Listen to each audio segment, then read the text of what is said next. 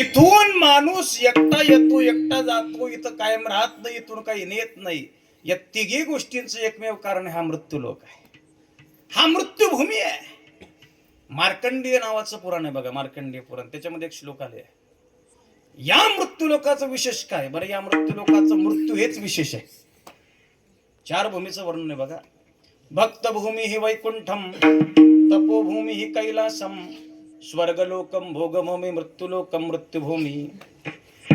वैकुंठ भूमी ही भक्तांची भूमी आहे, कैलास पर्वत ही तपस्वी लोकांची भूमी आहे, स्वर्ग ही भोगी लोकांची भूमी आहे, आणि मृत्यूलोक मरणाऱ्यांची भूमी आहे. विठ्ठल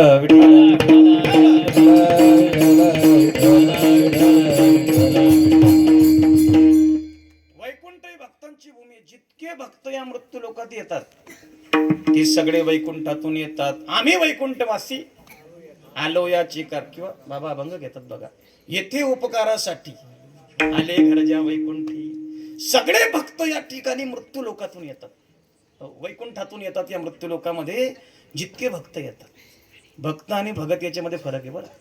जे गल्लोगल्लीमध्ये जन्माला येतात त्यांना भगत म्हणावं, जे भगवंताचे विशेष प्रेमाने जन्माला येतात त्यांना भक्त म्हणावं. विठ्ठल विठ्ठल.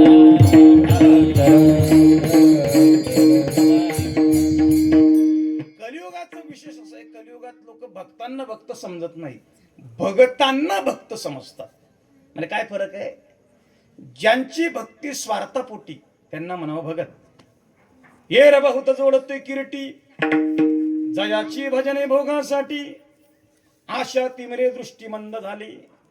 आणि ज्यांच्या भक्तीमध्ये कोणतीच आशा नाही. आमच्या सोबत एक आजोबा आळंदी ते पंढरपूर 5 वर्ष पायी वारी करायची. अशी वारी करायची बघा, कट्टर वारी करायची. पायात पायतान घालायचं नाही, किती पाऊस पडला तरी छत्री धरायची नाही, कितीही प्रकारचं वादळ वारा आला तरी घोंगडीचा आधार घ्यायचा.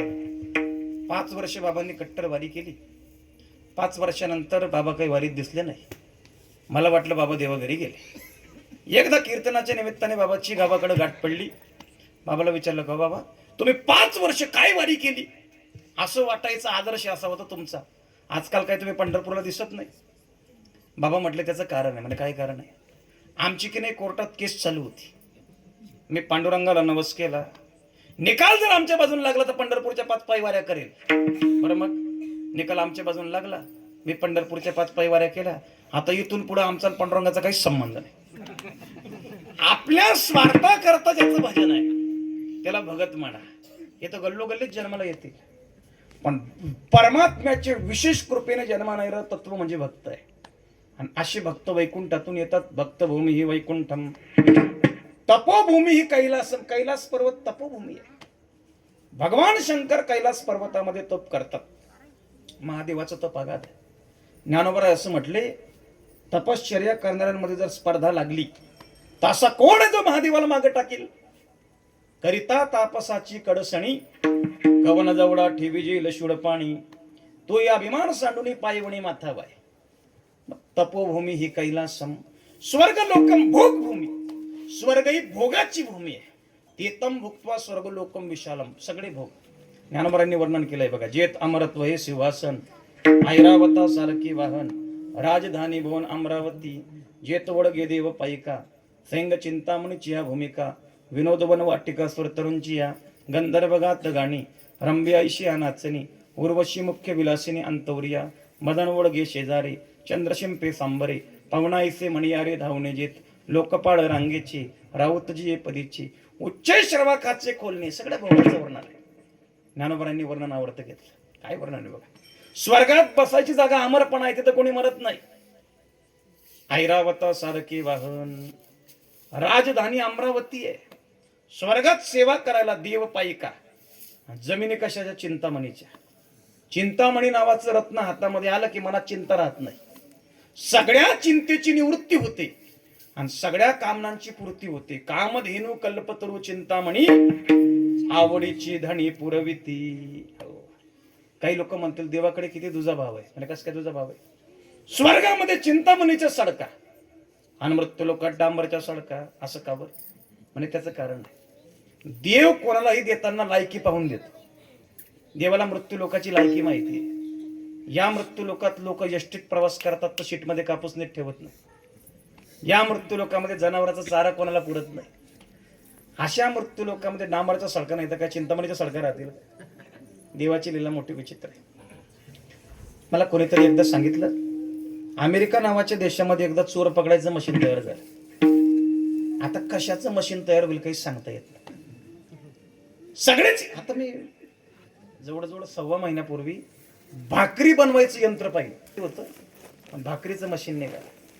इथून पुढे आता सगळेच मशीन येते, फक्त कीर्तनाचं मशीन यायला नको, नाही तर मग अवघड होऊन जाईल. हो, अर्थ सांगायचा असं नाही, आलं तर चांगलंच आहे, संप्रदायाचा प्रचार वाढेल, फक्त ते क्वालिटीत आलं पाहिजे. विठाला अमेरिका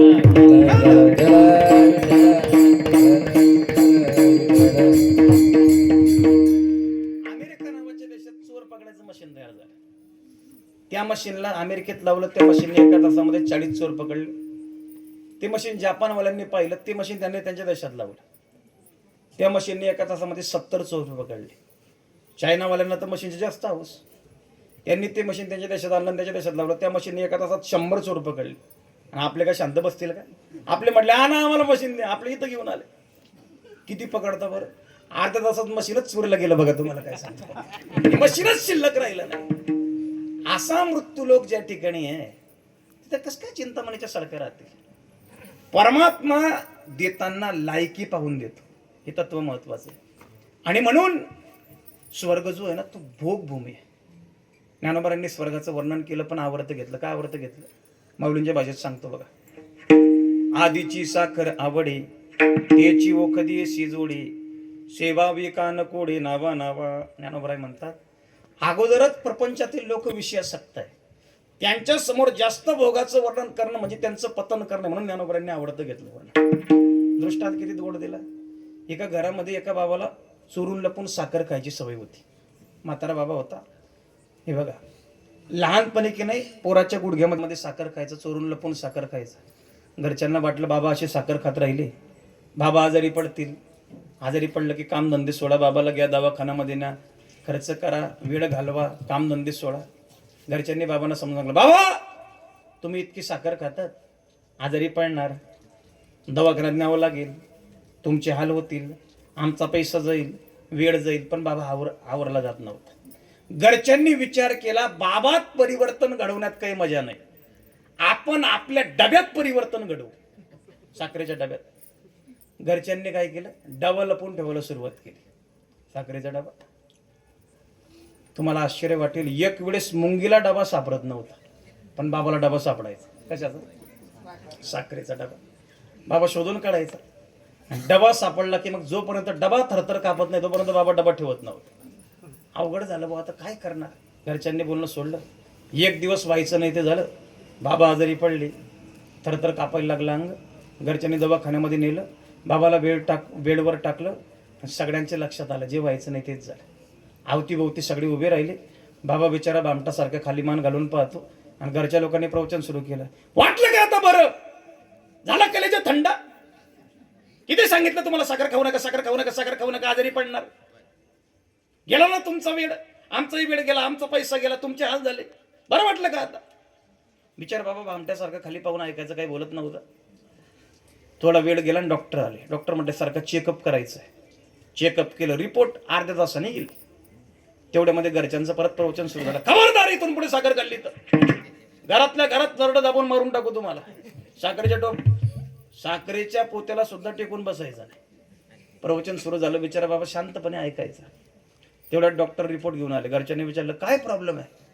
म्हणजे प्रॉब्लेम काय नाही बाबा, फिजिकली व्यवस्थित, मेंटली व्यवस्थित, एकच अडचण आहे. म्हणजे काय अडचण आहे? बाबांची अवस्था अशी झाली, याला एकच कारण आहे. म्हणजे काय कारण आहे? बाबांच्या रक्तातली शुगर कमी झालेली. बाबा जर 100 वर्षापर्यंत निरोगी जगावे असं वाटत असेल, बाबांना रोज अर्धा किलो साखर खाऊ घाला. कोणी सांगितलं? डॉक्टरने असं सांगितलं. आता बाबांना कोण आवडणार आहे का? ज्ञानोबरायचा दृष्टांत आहे. बरं, ज्ञानोबराय म्हटले, आधीची साखर आवडे, त्याची ओखदी अशी जोडे. औषध म्हणून डॉक्टरने तेच दिलं. सेवा विका नकोडे नावा नावा. अगोदरच बहिर्मुख जीव हा विषयासक्त आहे. म्हणून ज्ञानोबरायांनी भोगाचं वर्णन आवर्त घेतलं. स्वर्ग ही भोगभूमी, कैलास तपोभूमी, वैकुंठ बंद भूमी, आणि हा मृत्यूलोक मृत्यूभूमी आहे. त्याच्यामुळे इथं पुरण पाहायला कमी भेटतं, पण दहन पाहायला जास्त भेटतं. विठाला रोज आपण कोणाच्या ना कोणाच्या मेले बातम्या ऐकतो. पेपर उघडला की 10 ठार, 50 ठार, इतके मेले तितके मेले. रोज आपण कोणाच्या ना कोणाच्या मेल्याची बातमी ऐकतो, पण आपण हा विचार करत नाही की एक दिवस आपण मरणार आहे. तुकोबाराय म्हणतात, मला हेच आश्चर्य वाटतं, एक पहा तसा एकाची धने. एक एक व्यक्ती एका एकाला मेल्याला पाहतो, पण सावध होत नाही, सावध होत नाही. संत महात्म्यांनी सावध होण्यावर खूप भर दिलेला आहे बघा. जोपर्यंत जीव सावध होत नाही तोपर्यंत जीवाचं कल्याण होत नाही. तुकाराम महाराज म्हणतात, तुम्हाला तुमचं हित करायचं असेल ना, तुम्ही सावध झालं पाहिजे. क्षण एक मन स्थिर करुनी, सावध होई डोळे उघडूनी, पाहे वेद बोलिले पुराणी, तुका विनवणी करीत असे. आपण सावध झालं पाहिजे. संत सांगतात, तुम्ही सावध व्हा. प्रश्न असा निर्माण होतो तुकाराम महाराज, आम्ही सावध होऊ म्हणजे काय करू? अभंगाचं दुसरं चरण. मारा का देवा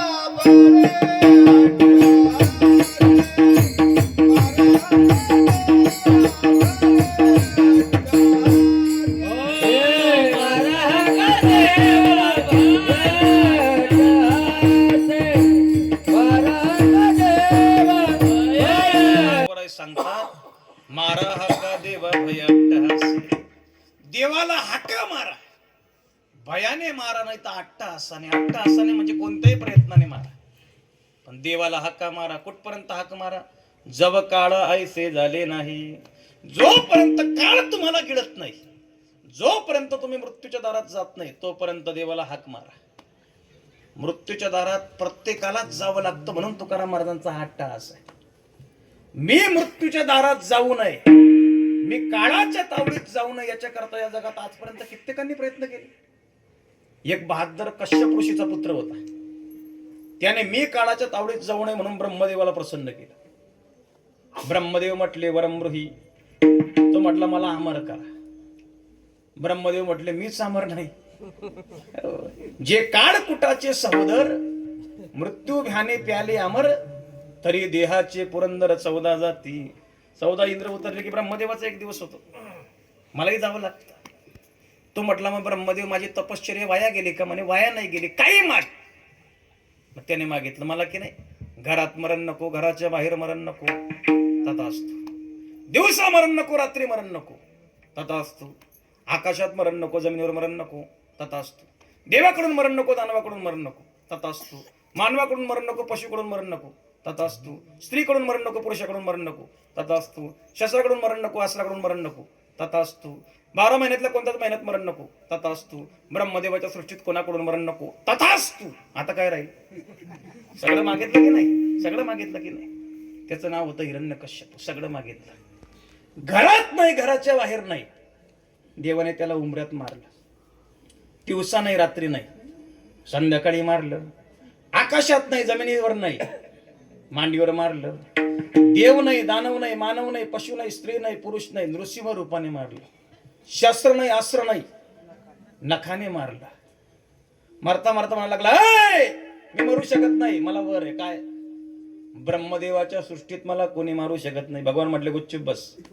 ब्रह्मदेवाला मी जन्माला घातलंय, याची ये नाभी कमडी जन्म चतुराना.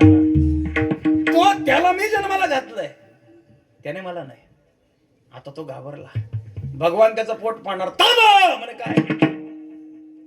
मला अजून एक वर आहे, 12 महिन्यात मला कोणत्याच महिन्यात मरण नाही. भगवान म्हटले, येड्या, तुझ्या करता स्पेशल अधिक मास आहे. तुम्ही त्याला धोंडा म्हणा, मी अधिक म्हणतो, आणि संत त्याला पुरुषोत्तम म्हणतात. विठ्ठल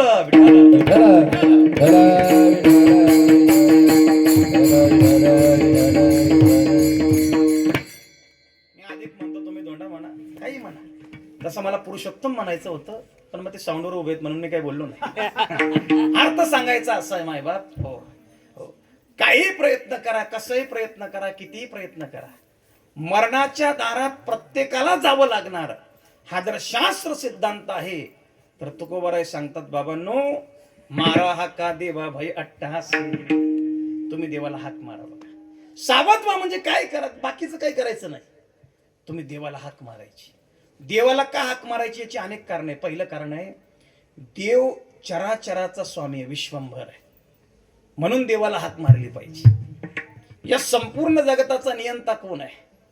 भागवताच्या 3ऱ्या स्कंदामध्ये भगवान म्हणतात, कपिल मुनी देवहूती मातेला म्हणतात, देवी मदभयात वाती वातोयम सूर्यस्तपती मदभयात मदभयात दहत्यग्निर मृत्युश्चरती मदभयात. मीच सगळ्या जगाचा मालक आहे, मीच स्वामी आहे. हो. बघा ना तुम्ही, उन्हाळ्याच्या दिवसामध्ये घराशेजारी झाडं लावा, तरी झाडं मान टाकतात. आणि लांब डोंगरावर पाण्याचा थेंब न, येड्या बाबडी हिरव्यागार, कोण पाणी घालतं? फुटती तरुवर उष्णकाळ मासी जीवन तयासी कोण घाली. तो समर्थ नियंता आहे परमात्मा.